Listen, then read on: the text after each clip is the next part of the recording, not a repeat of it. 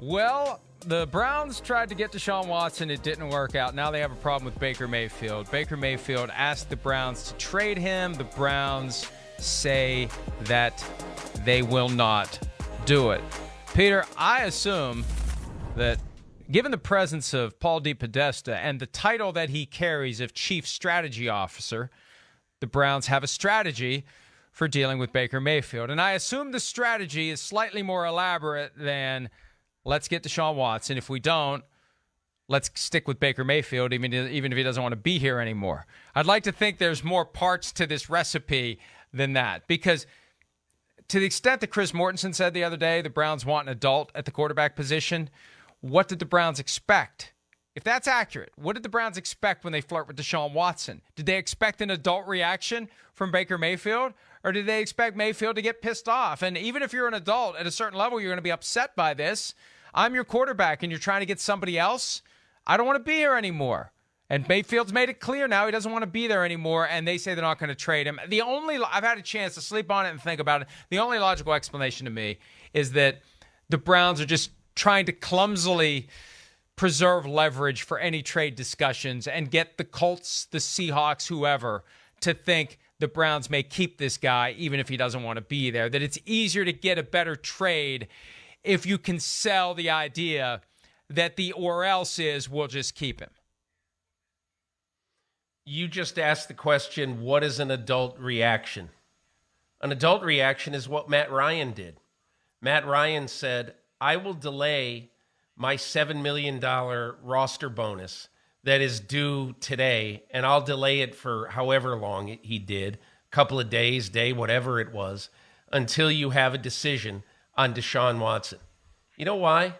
Because if you're Baker Mayfield, you have to think, gee, the Browns, they're going after a top 5 quarterback in football, which I never have been. And, I'm going to be a petulant child, and I'm going to say, oh, boy, if you don't get Deshaun Watson, well, then that's it. I'm out of here. And I'm out of here regardless. I mean, an adult reaction is when Matt Ryan says, okay, I'm getting up there in years. I may have a couple more years, and that's it. I understand this team going after a long-term quarterback of the future. And to me, it's a different reason why Baker Mayfield should understand this. But talent wins in the NFL. And again, let's take all the other stuff about Deshaun Watson away. But if you were a Browns fan and taking all the other stuff, putting that to the side, who do you want as your opening day quarterback in September 2024? Baker Mayfield or Deshaun Watson? I mean, it's a silly argument. And I understand he's going to get his feathers ruffled, his feelings hurt, all that other stuff. But to me, hey, listen, that's life, baby. I mean, if in my prime at Sports Illustrated, SI came to me and said, hey, listen, you make, relatively speaking, a lot of money, and we have a chance to get Frank DeFord back. And, we can't afford you both, so we're taking DeFord. You know what I would say? I would say, I get it. DeFord's better than me. And so take Frank DeFord. And I will go out and be grateful for the time I've had here. And look, I think Baker Mayfield's reaction is immature, period. Let me throw a curveball at you. I may regret posing this question because it could take us off the rails, and if it does, it's my fault. How do you think Aaron Rodgers would react if the Packers made a run at Deshaun Watson? They wouldn't. Why would they? If Baker Mayfield had played like a they drafted Jordan Love 2 years ago. I guess here's my question. Be going after Deshaun Watson. Right. I raised that question because 2 years ago. That's like saying, what would how would Daniel Jones feel if the Giants went after Deshaun Watson? Here's my point. 2 years ago, the Packers traded up in round 1 to draft a completely unproven quarterback, and Aaron Rodgers reacted more like Baker Mayfield than like Matt Ryan. So I guess age doesn't guarantee a mature reaction, and I'm not sure that Mayfield's reaction is a sign of immaturity. I guess that's my point, because Aaron Rodgers got pissed off, justifiably so, when he had made it clear to the Packers he wants to stay there for the rest of his career, and he's playing at a high level, and they go out and they trade up to bring in his replacement. He got upset. Baker Mayfield is busting his ass for the Browns. He was injured most of last year, so we really can't tell whether the regression was the result. It had that left shoulder had to do something with it, and he played through it.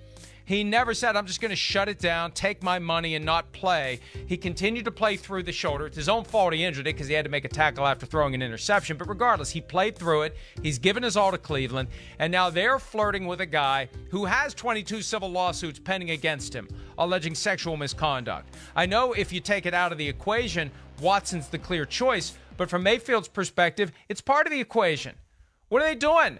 What are they doing? They're going to throw me overboard for this guy that's got all these legal issues and he hasn't played in a whole year, and they're just going to cast me aside.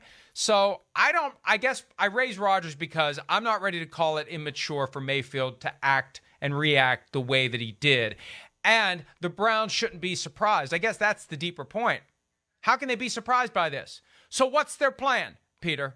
They had to have known that they were going to piss Baker Mayfield off. And now he's pissed off and he wants out, and they say they're not trading him. Again, I just believe that it's a ruse, that it's a lie, that it's puffery aimed at trying to get the best possible trade they can get. Because you can't go forward with Baker Mayfield at this point. And I always root for a good story, and a Baker Mayfield trade would be a good story in this nutty run of NFL stories. Better story is Baker Mayfield playing for the Browns this year and not wanting to be there. That's the story that pays off every time the Browns play. I mean, look, it's March 18th. A lot of things can happen in the next 4 months before real football matters again. So my feeling is, Mike, I mean, it looks like he's going to be traded or they'll be rid of him somehow. I get it. But, you know, the difference between this and if it happened to Aaron Rodgers, you know, is monumental. Because even when the Packers drafted Jordan Love, I mean, Aaron Rodgers had just had a season where he threw for 4,000 yards with 26 touchdowns and 4 interceptions. So, you know, that's a little bit different than what's happened in any year that Baker Mayfield has played football. So I just look, I'm sorry. This shows a lot more to me about Baker Mayfield. And again, look, I applaud Baker Mayfield for being a tough dude and for playing when a lot of players wouldn't have played last year. That's great.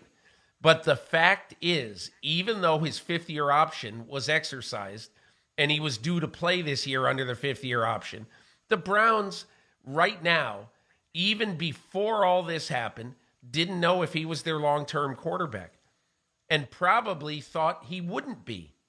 So, you know, to me, this is totally different from anything that would have happened even when Aaron Rodgers is 38 years old. I don't, or 37, whatever he is. I just don't think it's even remotely comparable.